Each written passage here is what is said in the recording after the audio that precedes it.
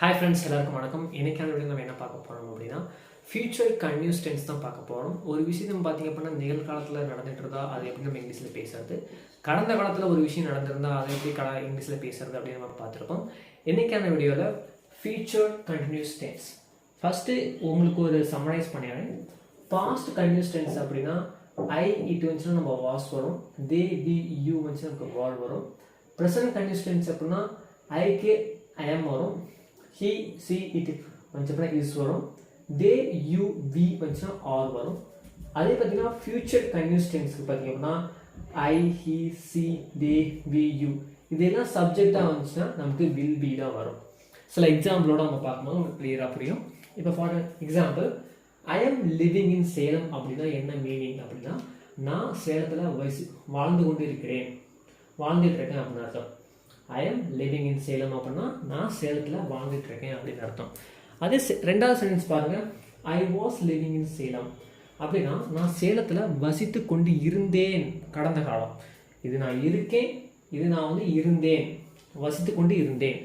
அதே பார்த்தீங்கன்னா ஃபியூச்சரில் நான் சேலத்தில் வாழ்ந்துட்டு இருப்பேன் அப்படிங்கிறது எப்படி சொல்லலாம், ஐ will be living in Salem. I will be living in Salem அப்படின்னா நான் சேலத்தில் வசித்து கொண்டு இருப்பேன் அப்படின்னு சொல்கிறதான். இது பார்த்தீங்க அப்படின்னா கடந்த காலத்தில் ஓகேங்களா, வாஸ் வந்துச்சு அப்படின்னா கடந்த காலம், ஆம் வந்துச்சு அப்படின்னா இந்த ஒரு சப்ஜெக்ட் மட்டும் தான் எக்ஸாம்பிள் சொல்லியிருக்கேன். இன்னும் நிறைய நான் எக்ஸாம்பிள் சென்டென்ஸ் உங்களுக்கு எழுதி போகிறேன். அந்த எக்ஸாம்பிள் சென்டென்ஸ் பார்க்கும்போது உங்களுக்கு எனக்கு கிளியராக புரியும். அடுத்து பார்த்தீங்க அப்படின்னா வில் பி வந்துச்சு அப்படின்னா எதிர்காலத்தில் ஒரு விஷயம் கண்டினியூஸாக நடந்துகிட்டு இருந்துச்சுன்னா அப்படின்னா for example I will be doing some work, நான் சில ஒர்க் பண்ணிட்டு இருப்பேன் அப்படின்னு அர்த்தம். I will be doing some work அப்படின்னா ஓகே. சில எக்ஸாம்பிள் சென்ஸ் நான் எழுதி போடுறேன். அந்த எக்ஸாம்பிள் சென்ஸ் எழுதி போடும்போது உங்களுக்கு கிளியராக எக்ஸ்பிளைன் பண்ணுறேன். அதை கொஞ்சம் அப்சர்வ் பண்ணுங்கள், உங்களுக்கு ஈஸியாக புரியும். வாங்க போகலாம். ஓகே ஃப்ரெண்ட்ஸ், இப்போ இந்த எக்ஸாம்பிள் சென்ஸ் பாருங்கள். He will be learning new skill. He will be learning new skill அப்படின்னா அவன் ஒரு புது கலையை கற்றுக்கொண்டு இருப்பான் அப்படிங்கிற அர்த்தம். எதிர்காலத்தில் அவன் ஒரு விஷயத்த பண்ணிட்டு இருப்பான் அப்படிங்கிறான். He will be learning a new skill. அவன் ஒரு புது ஸ்கில்லை லேர்ன் பண்ணிக்கிட்டு இருப்பான் எதிர்காலத்தில். ஓகேங்களா. அடுத்த சென்டென்ஸ் பாருங்கள், ஐ will B buying new iPhone. நான் கண்டிப்பாக ஒரு புது ஃபோன் வாங்கியிருப்பேன், அதாவது வாங்கியிருப்பேன் அப்படிங்கிறது. ஐ will B buying new iPhone. நான் ஒரு நியூ ஐஃபோன் வாங்கிட்டு இருப்பேன் அப்படிங்கிறது. அடுத்த சென்டென்ஸ் பாருங்கள், they will be working in office. அவங்க ஆஃபீஸில் ஒர்க் பண்ணிட்டு இருப்பாங்க. ஃபார் எக்ஸாம்பிளுக்கு பாருங்கள், இப்போ உங்ககிட்ட யாராவது கேட்பாங்க, உங்கள் அம்மா 10 மணிக்கு என்ன பண்ணிட்டு இருப்பாங்க, உங்கள் அப்பா நாளைக்கு என்ன பண்ணிட்டு இருப்பாரு அப்படின்னு கேட்குறாங்க. அப்படின்னா நீங்கள் அந்த இடத்துல இந்த மாதிரி சென்டென்சஸ் நீங்கள் யூஸ் பண்ணலாம். My mom will be cooking at 8 o'clock. My mom will be cooking at 8 o'clock. நாளைக்கு அவங்க சமைச்சிட்டு இருப்பாங்க, 8 மணிக்கு சமைச்சிட்டு இருப்பாங்க.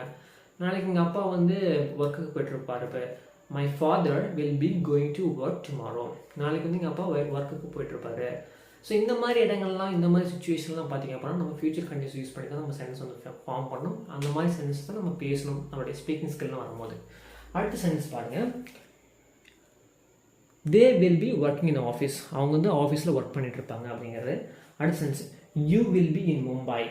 So where will you be அப்படிங்கிற கொஸ்டின்ஸ் கேட்டாங்க அப்படின்னா for example where will you be, let me write, sorry,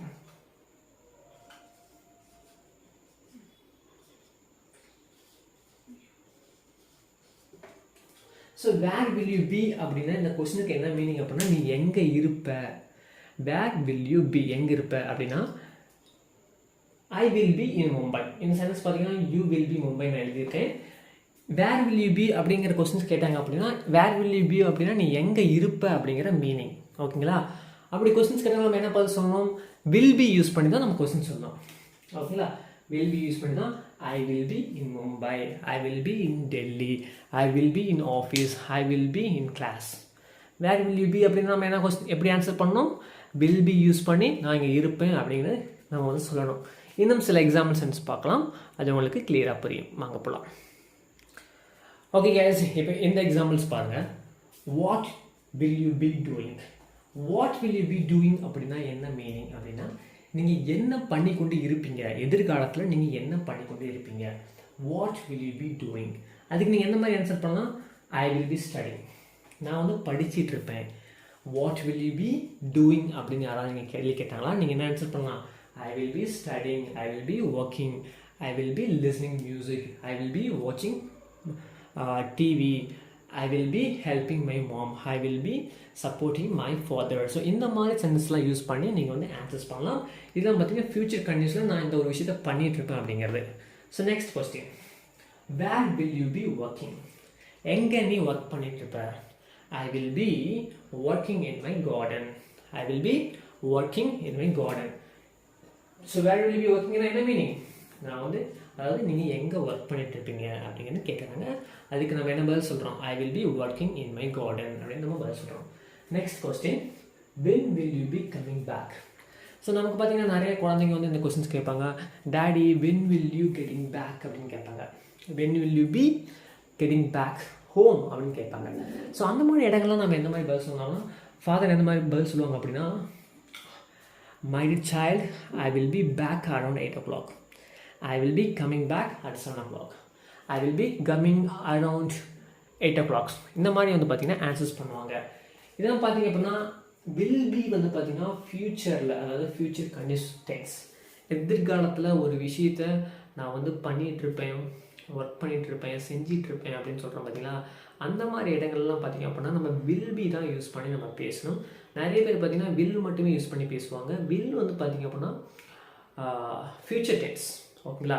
will be use பண்ணி நம்ம நிறைய சென்ஸ் வந்து ஃபார்ம் பண்ணுறது கிடையாது நம்ம கம்யூனிகேஷன் ஸ்கில்லில். Most of the people not using will be in the communication skill because will be stands for expression of future continuous tense.